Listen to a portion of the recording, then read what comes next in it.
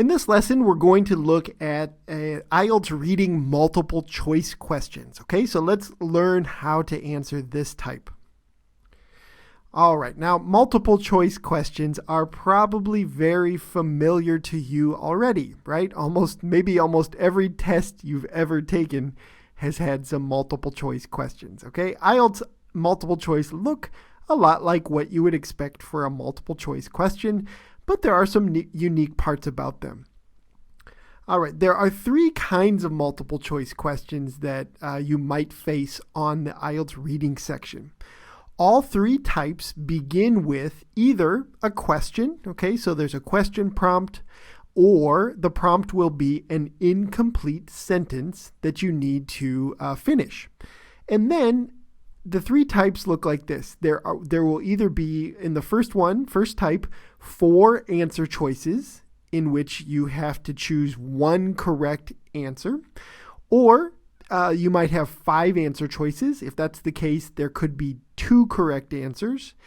And the last one, if there are 6 answer choices, there will be 3 correct answers that you need to find among them. Okay, so otherwise, a pretty standard question type, except you can expect to possibly find these different numbers of answer choices and correct answers. Now they look something like this for IELTS questions. You're going to have a incomplete sentence in this case. Okay, by 1954, big cities' economy had shifted from agriculture to, and then very often there is one word or a phrase or even a longer part of a sentence that you need to use to complete, to find the best answer to finish the sentence or answer the question. Now, if you have to answer more, if there are more than one answer and you have, let's say, 5 answer choices to choose among, then your question will look something like this. It might read, what 2 industries were well developed in big city by 1960? Okay, now if you've got 6 answer choices and 3 correct answers that you need to find, you could just replace the number 2 with number 3, and that's what it would look like if you add another answer choice there. All right, but this is just to get familiar. These are what the IELTS multiple choice questions look like. How to approach them. Okay, there are a couple of things to keep in mind for your multiple choice questions on the IELTS. First of all, and this is a very important tip, keep in mind, remember that answers are going to be presented. They're going to come in order in the text for this question type. That's not true for most types of IELTS questions, but for multiple choice, it is. That means if let's say you find the answer to number 5 of, maybe you have 8 multiple choice questions and you quickly find the answer for number 5.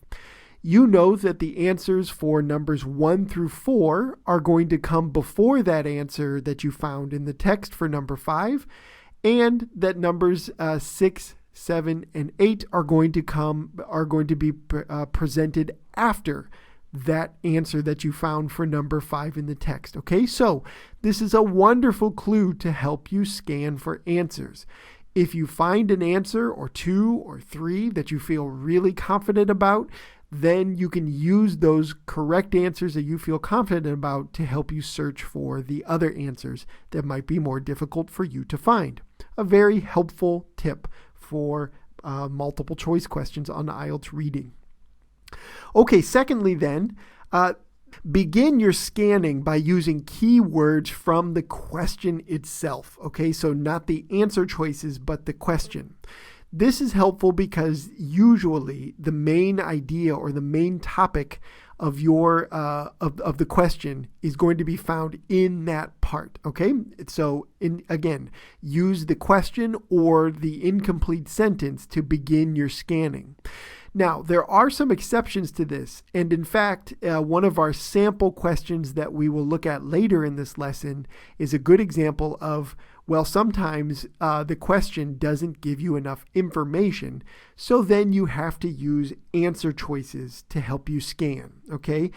In any case, even if you can find where to look for the answer in the text from the question, okay, before looking at the answer choices, eventually, before you decide on your final answer for a question, do make sure that you read all the answer choices. Each one will be somewhat tempting in some way. It will relate in some way to something that's said in the text, okay? So it's important to look at them all. Many students find that actually their eye or their interest goes towards one particular answer to answer a question, and as they think about it more and they search more for the answer in the text, maybe they find the place where they think the answer's from and they do some more careful reading, they find that a different answer choice is actually better or fully supported by what's said in the text, okay? So anyway, you don't want to spend a crazy amount of time, not really too long, on one particular question, but at a minimum, you should make sure to at least read each answer choice to make sure that you're not missing something or not thinking about something that may actually be a better answer supported by the text. Okay, finally, and this is true, of course, of all reading questions on the IELTS, expect the correct answer, and really most of the answer choices are going to involve paraphrasing, all right? So they almost never use direct language from the text, especially with correct answers. They want to test your vocabulary by seeing if you can catch paraphrases of the key words and phrases. All right, so let's take a look at some examples. Now, this question here, we were going to look at two example multiple choice questions. This one relates to the article that you see pasted below in the comment section, in the notes section down below this video. All right, so if you'd like to, I recommend in just a minute, pause the video, try to answer the question, and then we'll come back and discuss how to approach it and what the correct answers are. All right, so go ahead and attempt this question and pause your video now.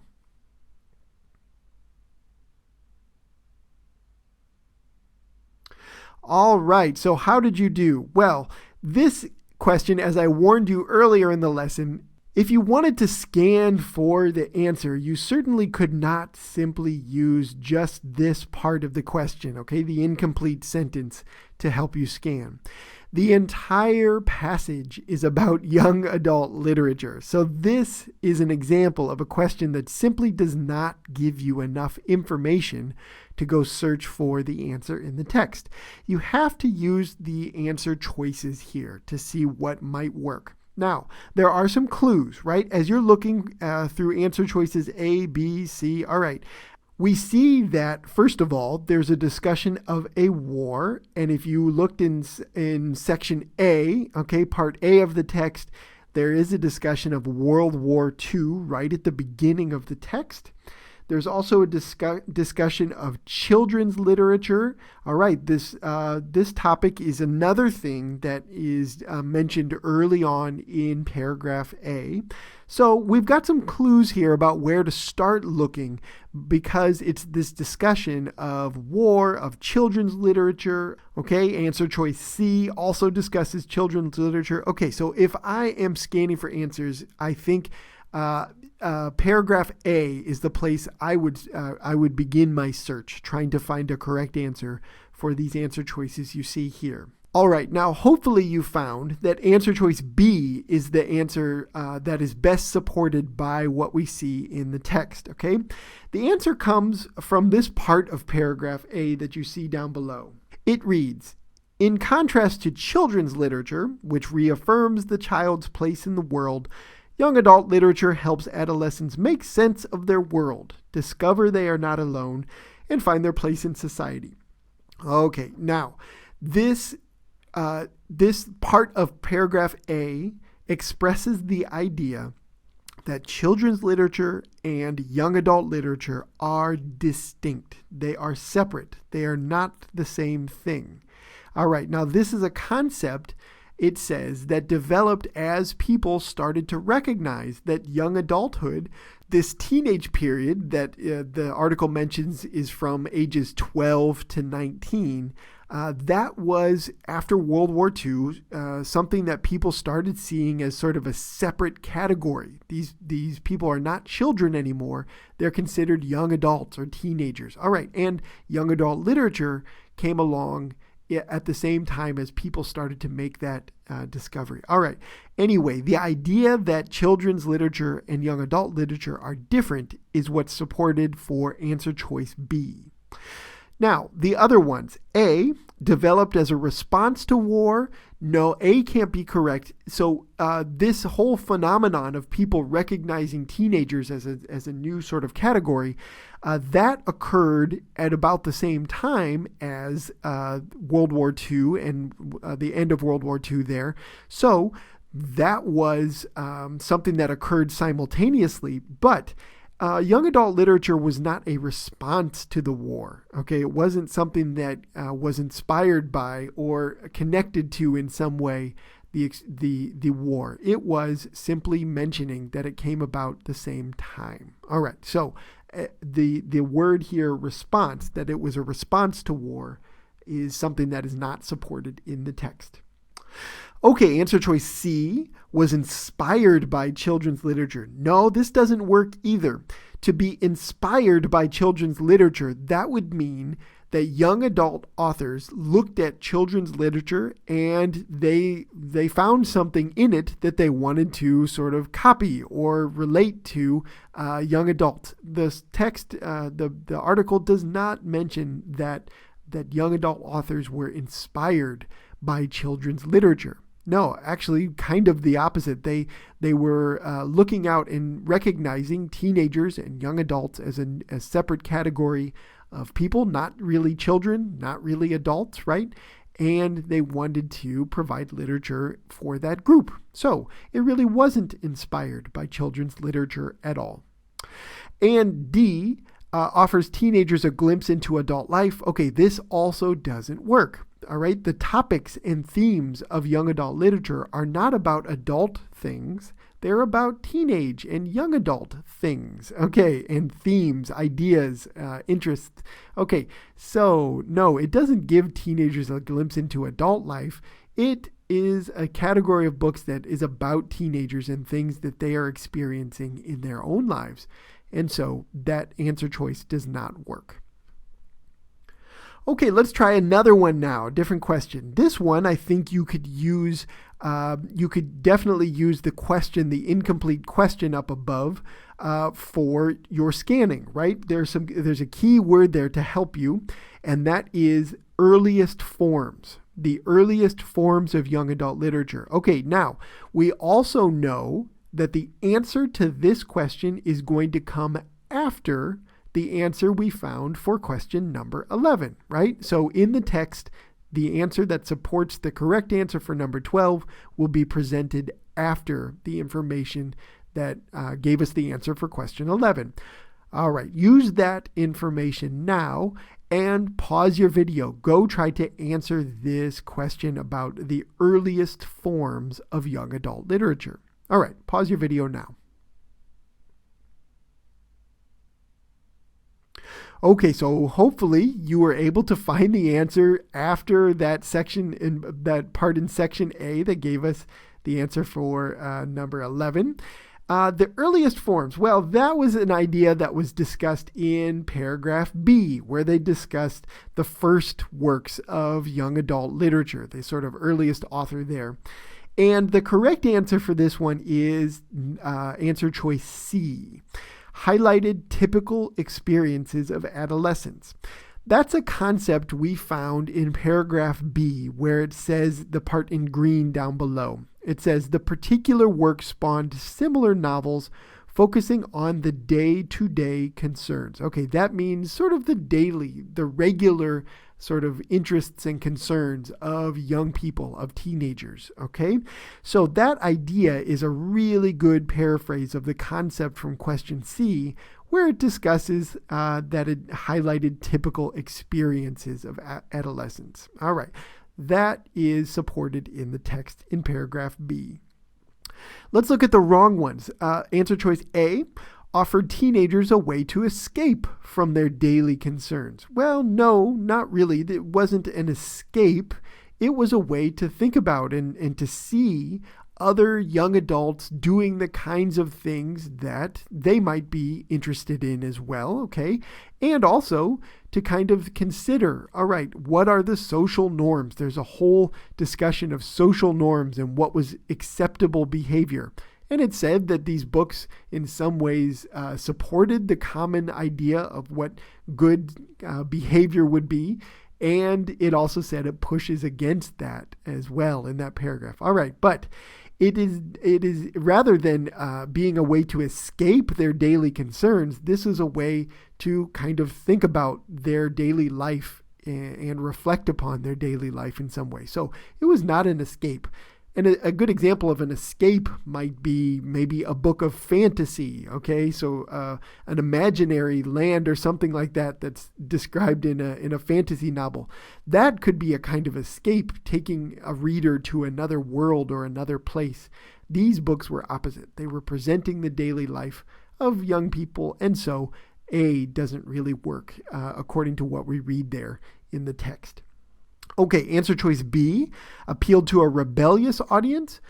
Well, it does say at the end of paragraph B that teenagers were looking to distance themselves from their parents and adults in their lives. But distancing oneself is very different from being rebellious, okay, to rebelling against. Rebelling means fighting against someone, okay, so pushing back against rules, right? That's the kind of idea that one might think about when they think of a teenager rebelling against their parents.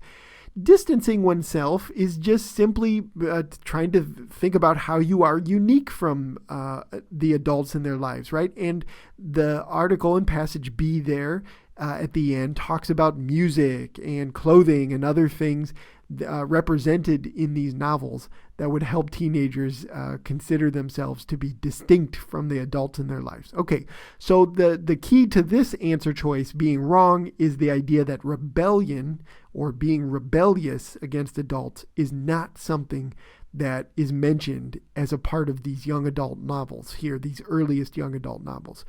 Being distinct or different, yes, but rebelling, no, that's too strong. Okay, and answer choice D, that the earliest forms of young adult literature portrayed social norms of the day inaccurately. Well, it does say that in some ways the books supported the social norms of the day, and in other ways it sort of went against them, but it does not ever say that the social norms were presented in the wrong way or in some way that was inaccurate.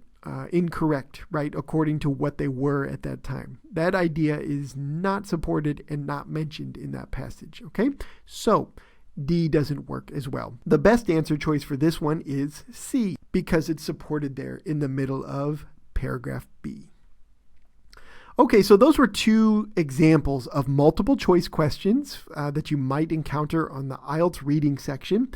Just a few things to remember from this lesson.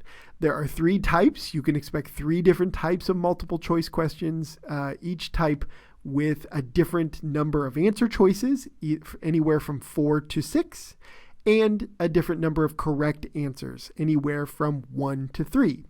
The question and the directions will tell you how many answers to select for each type, but it always goes with the number of answer choices available. Okay, so if there are 4 answer choices, it will always be 1 correct answer, for example. All right.